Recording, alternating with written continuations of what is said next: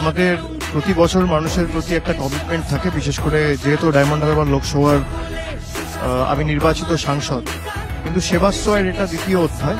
এবং আমি এটা বারবার বলি যে আমি আমার জন্মভূমি কালীঘাট দক্ষিণ কলকাতা হতে পারে, কিন্তু আমার কর্মভূমি এই ডায়মন্ড হারবারের মাটি।